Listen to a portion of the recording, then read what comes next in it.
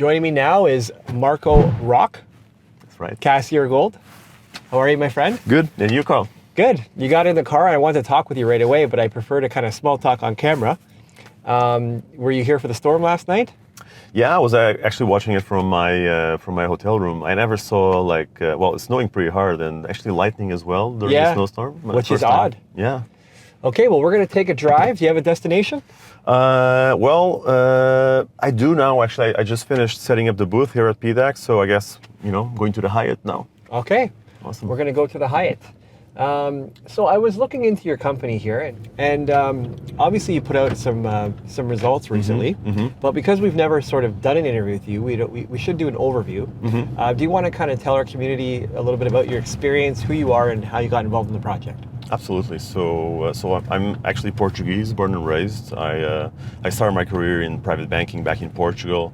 Then I did a few years doing capital markets at Barclays in Europe as well. Then I did my MBA between London Business School and Hong Kong UST. I spent several years in Hong Kong investing and advising in the precious metal space, from juniors to mid-tiers to majors. And then in 2021, before that, I also co-founded a few companies. I'm a co-founder of Reina Silver, Reina Gold, Infinitum Copper, and also in 2020, actually, I joined as CEO of Cassiar Gold when we saw this tremendous opportunity that this asset and the potential that it has. So that's a little bit of my background. Okay, so how did you get involved in this project? How did that whole thing start? So actually, I was mentioning that period that we were doing investment and advisory in the precious metal space. During that time, I met Steve Ledwin. At the time, he was the president and CEO of IM Gold, which is a mid-tier gold producer. Yeah. The headquarters are here in Toronto, not too far away from here. With that relationship, Steve was one of the largest investors in what is now Cassiar Gold, and we were looking at that asset that just been optioned by a group called Wild Sky, and the asset looked really good on paper. It kind of ticked all the boxes. A nice foundational resource at the time was a 1 million ounce resource. It had infrastructure, it had mine permits, a real large land package, a big district.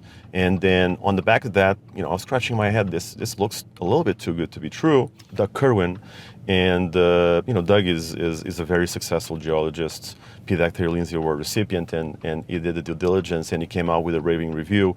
Doug is quite picky, and he had a large track record of declining all the projects that we brought up to him, and he basically said that you can see quite a 2 or 3 million ounces on the open pit that is now Taurus, and I can talk a little bit about that later.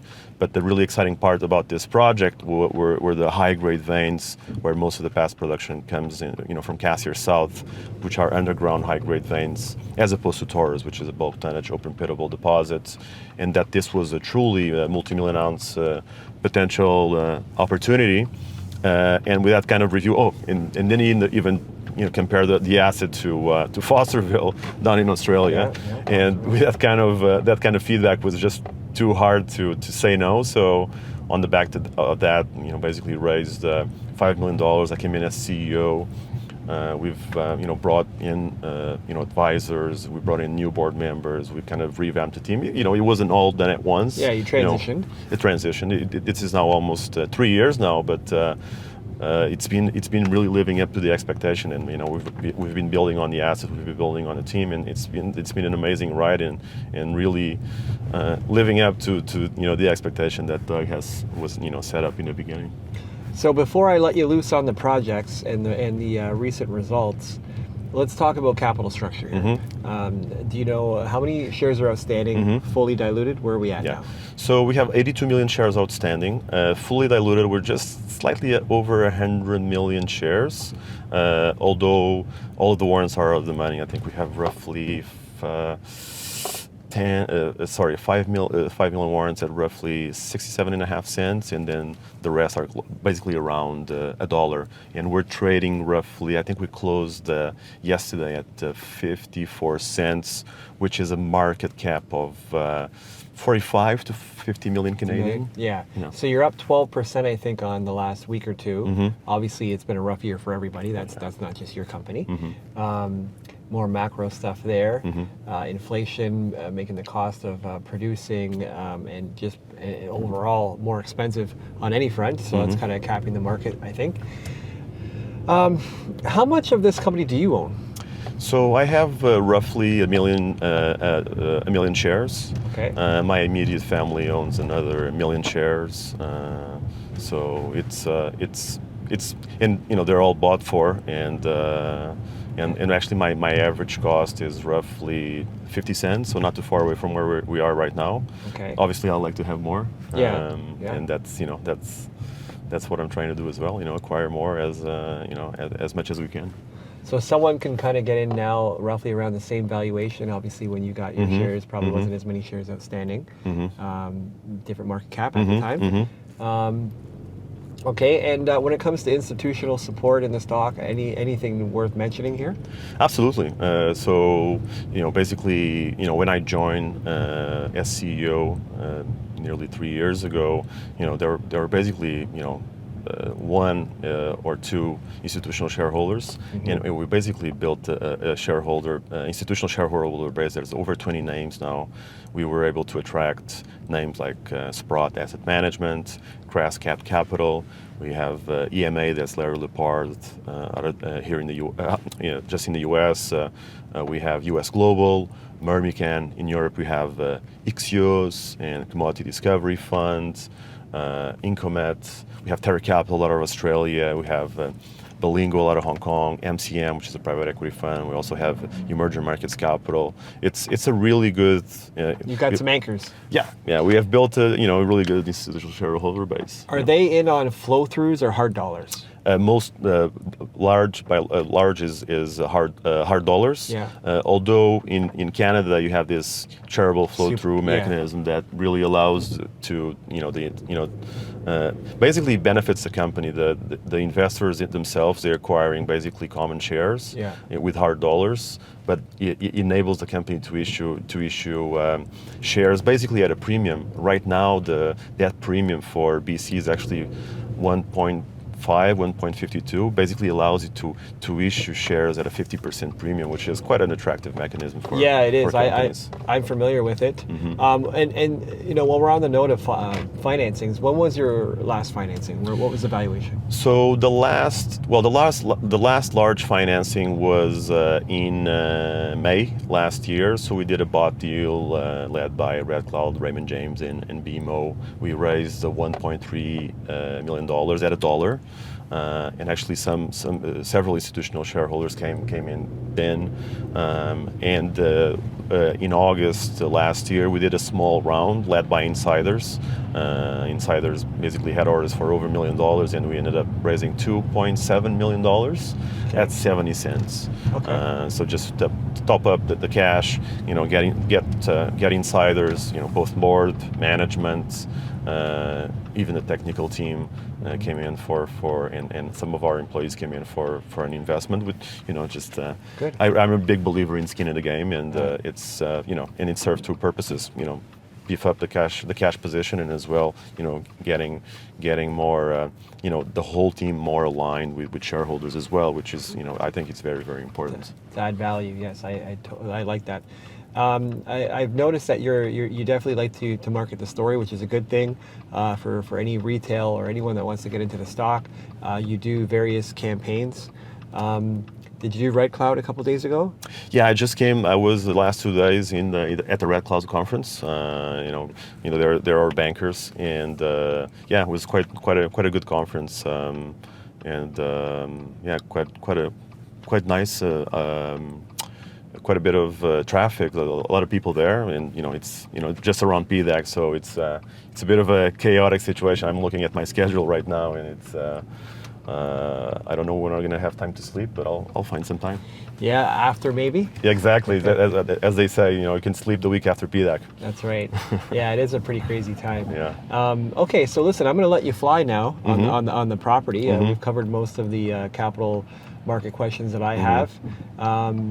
So yeah, let's talk now about these projects. You just put out news. There's two news releases with results. Do you want to cover those, and then you can sort of go backwards, or take it wherever you want to go? Yeah, maybe I can. It might be easier to just start giving an overview of the company and what we have, because we have a very unique company,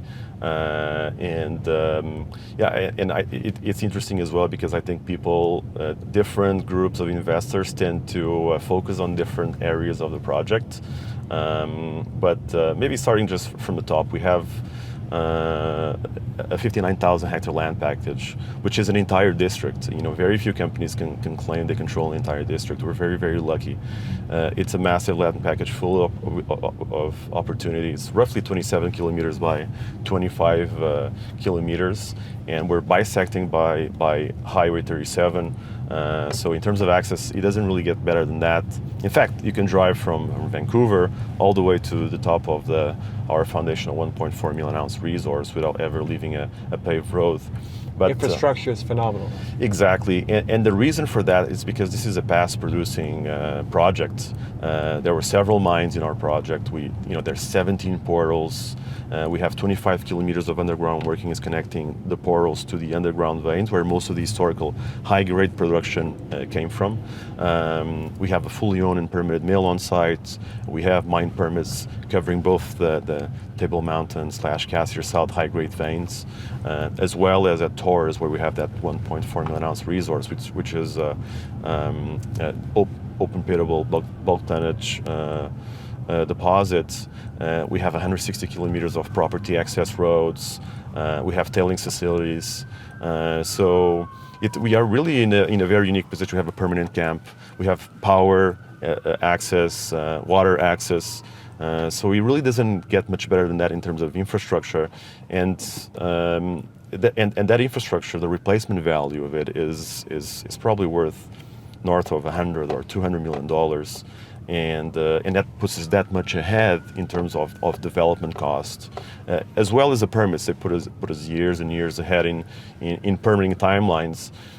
So it is extremely valuable. I can't emphasize enough how valuable that is. But that's only. Is that what initially got you interested in this? Because I'm listening to you talk, and I'm thinking about all the other interviews I've done on the exploration side. And you've already checked off a lot of boxes that they would love to have. So I could see your banking. I could see you. Wow, you got this. You got the permits. Like that would be really. It's really valuable. It's something. It wasn't the most important thing that got me into it, but it's something that is really relevant. It's a snowball. Oh well. So, but it's something that is really relevant, but only as relevant as the resource, and more importantly, the resource potential that you have. What really got me interested into this was the resource potential, and basically that vision, that guidance, that there was visibility for 3 to 5 million ounces in this district. Although the potential could be higher, that's what we have kind of as a near-term visibility for potential in terms of ounces. So really, this infrastructure, it only becomes relevant when you have that resource potential. And we have that foundational resource. We already have a starting 1.4 million ounce resource. It's all on the bulk tonnage at the Taurus Deposit, which is effectively a 1 kilometer by 1 kilometer deposit, where 90% of the 1.4 million ounces occur within 150 meters from surface. So very, very shallow. And that resource is open effectively laterally in all directions in a depth, as well as internally. The current resource has quite a few drilling gaps because of the drill density and drill distance is not enough. So actually we've been quite successfully in the last press releases expanding and extending mineralization within those gaps, as well as stepping out. And it's still open. In fact, one of our press releases, as I mentioned, is a 1 kilometer by 1 kilometer. But at the Taurus East press release, we extended mineralization 700 meters to the east. That's a big step out. Exactly. So the footprint is expanding quite. We're expanding it quite successfully, and that's just on the bulk tonnage. And a lot of people, there's actually three kind of distinct. When people look at this project and they look at the resource potential, people typically focus on three things. And actually, depending on what they like, that's what they tend to focus as well.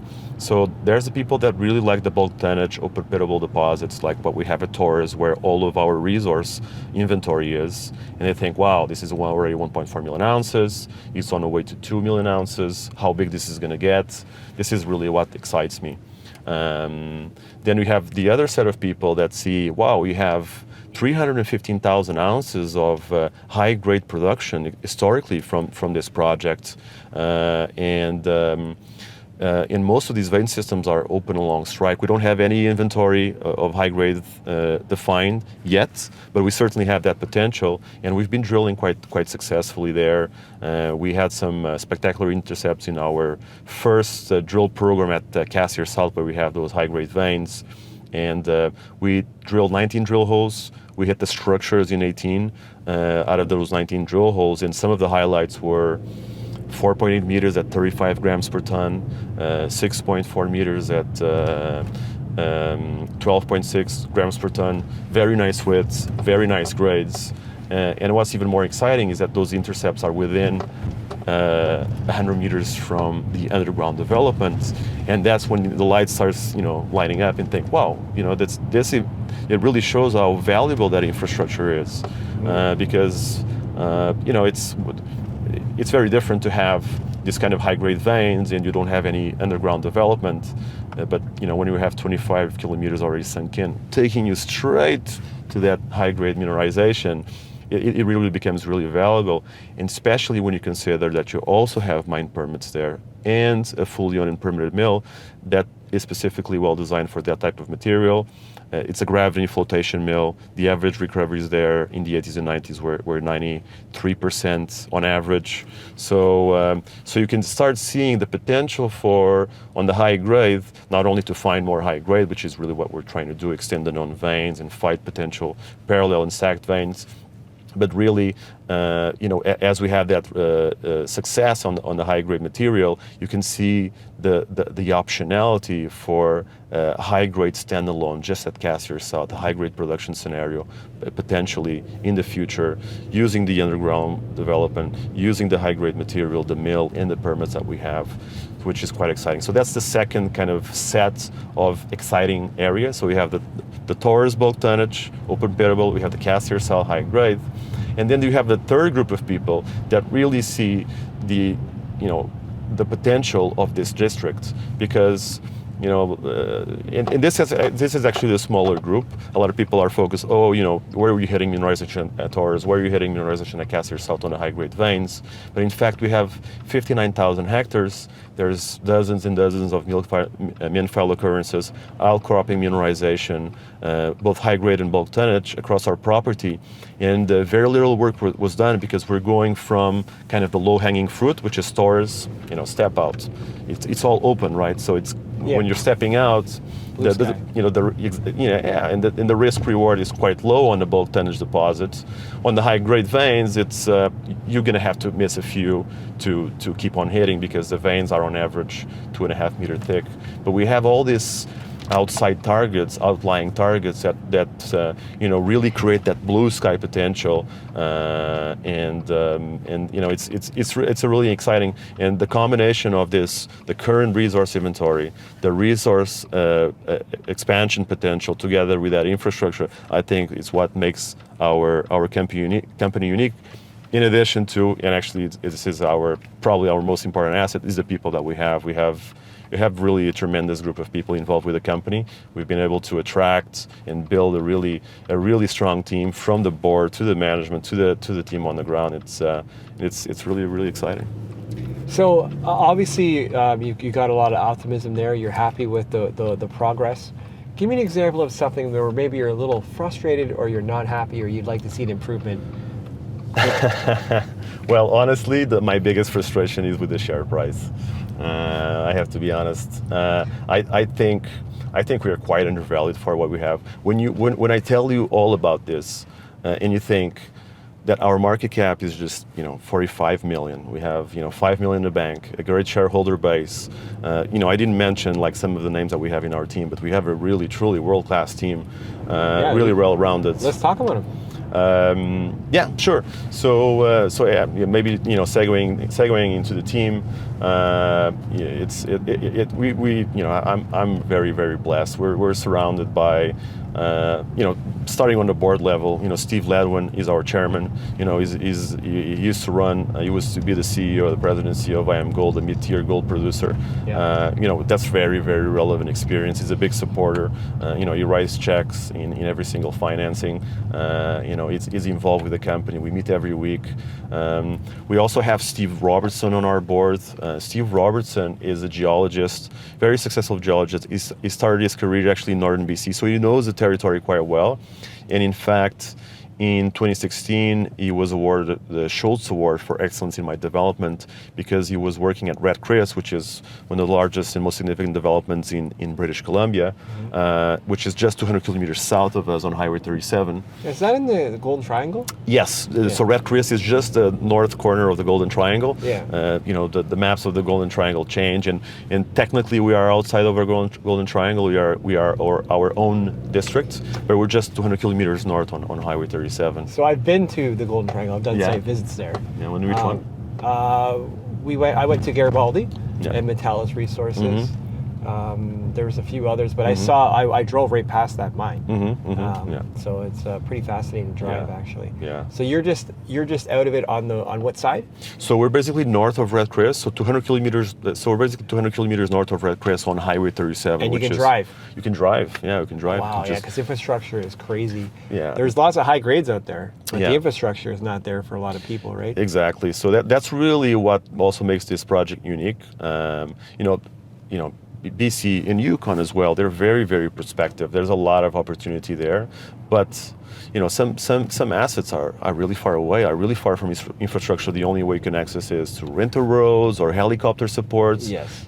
For us, you can drive all year round. Yeah, knowing that area, that's what I had to do. We had to go on the snow roads where you had these walkie-talkies because trucks were coming in, and then we got helicoptered in, and of course flying in and out. The cost there. Exactly. So maybe let's talk about that. What's your cost of drilling? Yeah, so last year we had basically roughly $230, $240 per meter Canadian. Which just goes to show that it's when you think about northern BC, the first thing you think, remoteness. But remoteness is a function of infrastructure access, road access, right? That's what really helps keep our costs down. Do you have road access? Do you have power access? Do you have water access? And when we have all of that, and again, we're extremely blessed. Although we're in northern BC, we're right on infrastructure. Yeah. And in addition to the paved roads that we have on our project, which are dozens of kilometers, we also have 160 kilometers of property access roads. They're gravel roads in relatively good shape, so they allow us to get to most of our exploration targets without, quite easily and inexpensively. What's the drill season look like for you up there? So typically we open camp in May, and then we drill until the end of October. So basically half year. Although technically, and because we are right on infrastructure, we could drill throughout the winter if we wanted to, but obviously it's northern BC. It's not Arizona, or Nevada. But it's also not 8,000 or 5,000 feet up on a mountain. No. Side of a mountain. No. Actually, the topography, that's the other advantage. The topography is actually quite gentle. It's not like in the Golden Triangle. We have those really steep cliffs that look kind of scary. So we kind of have quite gentle topography in terms of altitude. So Taurus and most of the infrastructure sit at the bottom of a valley, kind of a gentle valley, and it's about 1,000 meters above sea level. And the highest parts that we have on our project, it's 1,600 meters. So it's not very alpine, so to speak. Yeah, so especially when you got water lines running, because you won't freeze up as much. Yeah, so in the winter we would need to winterize the water lines to be able to drill. We never did a drill program in the winter, but we could do potentially a drill program. it would be a little bit more expensive and you know, a little bit harder, right? You know, dealing with the elements in the winter. So that's why we typically stack more drilling into the summer. Yeah. But we could potentially actually drill in the winter if we wanted to as well. 2 more questions for you. One would be, how much money's in the till right now? What's in the treasury? Yeah. So how much you got? So we have just under 5 million. Okay. And how does that break down into the projects that you're going to go after now and your approach? How do you allocate that capital? Yeah, so you know, we're, as much as possible, you know, our focus really is money into the ground. You know, we want to drill as much as possible. You have so much open ground for expansion. You know, that our problem is that we don't have enough resources to drill more. You know, I want to have bigger and bigger drill programs. So you know, our focus, you know, right now actually, we last year we drilled 23,000 meters, 70 drill holes. Actually, just yesterday we put out a new press release. Yep. But we still, even after our press release from yesterday, which were the another extension at Taurus East, as well as the Wings Canyon's results, which were quite good. We intercepted 6 meters at 22.2 grams per ton from surface, which is really exciting. Typically, you know, we've have intercepted that kind of you know, widths and grades at the Cassiar South, but now we're seeing this high grade mineralization at surface at Taurus East, which is, you know, roughly 700 to 800 meters east of the current Taurus resource eastern border. So it's quite exciting. But sorry, I was digressing. Allocation of the drilling. Yes. So we drilled 23,000 meters. So we still have actually nearly 13,000 meters, 37 drill holes to release over the next 4 to 5 weeks. So it's going to be very heavy news flow over the next few weeks. So do stay tuned for the news. Obviously, we're quite excited to see what's coming out there. Otherwise, we wouldn't have drilled those drill holes. Actually, half of that will be, or almost just slightly over half of that is coming from the Cassiar South high-grade veins, where we have those higher grade intercepts that tend to you know, be quite exciting. And in terms of, you know, the allocation for next year, we still don't know for sure. We're opening camp in May, which is, you know, just around the corner, and start drilling in the beginning of June. So we're looking to we have kind of a split, more or less, kind of defined. It's not set on stone because we still need to see the results, and the results that we still have pending might influence our allocation or where we're going to drill next year. Sure. But as we speak, we're looking to allocate 50% towards Taurus to continue to expand Taurus and see if we can find the edges of the deposit. Hopefully we can. We can't, which means it's getting bigger. Yeah. We're allocating roughly 25% of the drilling towards the Cassiar South high-grade veins to continue to extend those veins, the known vein systems, as well as trying to target new blind and stack vein discoveries. There's a lot of potential. Periodicity on occurrences of veins from what we know so far occurs every 400 to 600 meters, and we have basically an over 10 kilometer belt that has the potential to have parallel veins as well as stacked veins into the earth, because this is like a flat-lying geology. So that's, you know, another 25%, and then we're looking to allocate 25% into these outside regional targets. I was telling you that third leg of the excitement and the potential that we have for expansion in terms of mineralization is those regional targets. We have a few targets like Wings Canyon, which is, you know, for now is not connected to Taurus. It's 500 meters away to the southeast. Maybe it connects. I hope it does. We have Snow Creek, which is 2 to 3 kilometers to the northeast of Taurus, and it's a long strike, and there's outcropping mineralization there, and the team actually sees that there is a potential that the whole Taurus connects with Snow Creek, and then we have, you know, basically the strike length of 3 to 4 kilometers. You know, the potential for tonnage there will be, you know, quite big, as you can imagine. And we also have another one called Lucky, where you have some really anomalous grab samples. It's 3 to 4 kilometers to the northwest of Taurus. Grab samples there, 150 grams per ton, 300 grams per ton gold at surface. And these targets could be potential Taurus lookalikes, maybe satellite deposit, but obviously, the hope is that maybe they're connected to Taurus, in which case the system will be massive, and then the expectations that we have for the asset were too small, if that's the case. But we need to get the turf machine out there, the drill rigs, drill it, and see if do the work to see if how big the system is going to be. Well, you've got a lot going on. There's lots of things for people to look forward to, and obviously the drill will tell the tale, continue to do so. How would you like to leave this interview off? Is there anything we haven't covered? Is there a message that you'd have for potential new shareholders and your current shareholders? Yeah, absolutely. So I think I've covered the exploration potential, the infrastructure, and how valuable that is. I covered some of our team members. I really encourage maybe people to have a look. Your listeners to have a look at the rest of our team. We have Chris Stewart, who is a mine engineer on our board. He's the CEO of Minto Metals, a copper producer in the Yukon. We also have James Maxwell. He was the exploration director for Sabina Gold and Silver. They have nearly 10 million ounces in the Arctic. They just got a takeover bid from B2 Gold. You have Vern that comes from the B2 Gold, and his expertise is really taking advanced assets to economic studies and eventually into production. We have really a well-rounded team. We have David Rees as well, one of the most sought-after structural geologists in orogenic gold systems.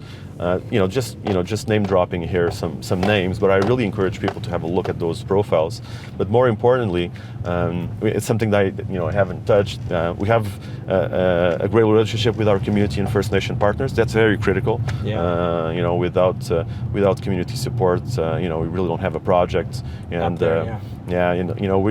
that's something that we're really proud of. Like we put a lot of effort and work into it. We provide training opportunities, employment opportunities. Our core shack is mostly community and First Nation partners last year, which is there's really a sense of community and family there, which is really great to see.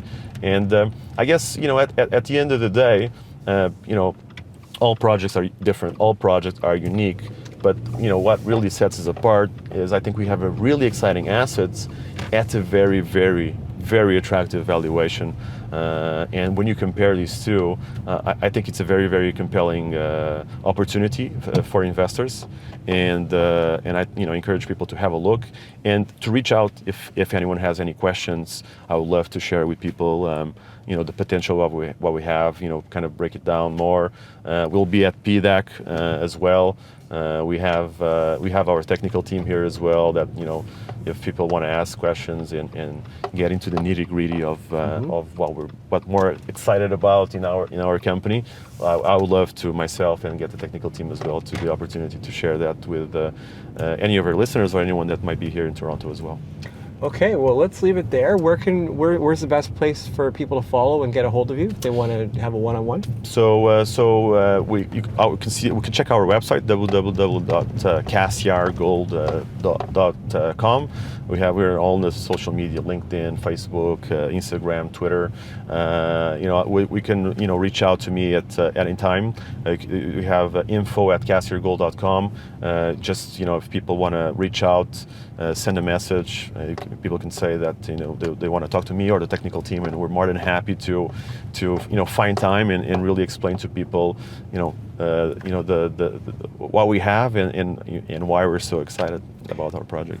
Thank you very much for the interview. Thank you. Maybe we'll get an opportunity to get in more of a deep dive technical overview of certain results in that. So you are Portuguese? That's right. And in Portugal, you say hello, obrigado. Yeah. Did I say that right? Olá, obrigado. Oh, okay. And how do you say bye? Adeus. Say it again? Adeus. Adios? Adeus. Okay, I'll work on that one. Okay, my friend, there's a handshake right there. I hope you have a fantastic PDAC. Thank you, you too. I'll be keeping an eye on the story. Awesome. Thank you so much. Appreciate it.